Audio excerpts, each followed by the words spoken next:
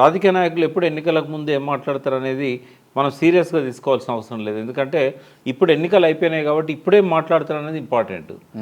అంతకుముందు ఆయన చెప్పిన చాలా వరకు అబద్ధాలు. అంటే ఏ రాజకీయ నాయకుడు అయినా అంతేనా, ఓన్లీ రేవంత్ రెడ్డి అట్లనా?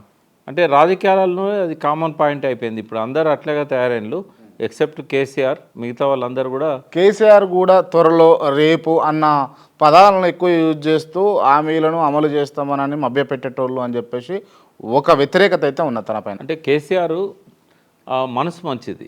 ఆయన ఎప్పుడు కూడా ఏంటంటే చేయాలని అనుకుంటాడు, దానికి లక్ష్యాన్ని పెట్టుకుంటాడు, సాధ్యాసాధ్యాల గురించి ఎక్కువగా ఆలోచించాడు. ఎందుకు అనంటే ఎన్టీ రామారావు గారి రాజకీయ పార్టీలో మొట్టమొదటిసారిగా ఆయన నాయకుడిగా ఎదిగాడు.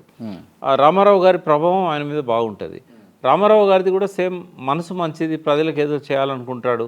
కానీ ఈ లోతుపాతు తెలియకుండా హామీలు ఇచ్చేస్తుంటాడు, అనౌన్స్ చేస్తుంటాడు.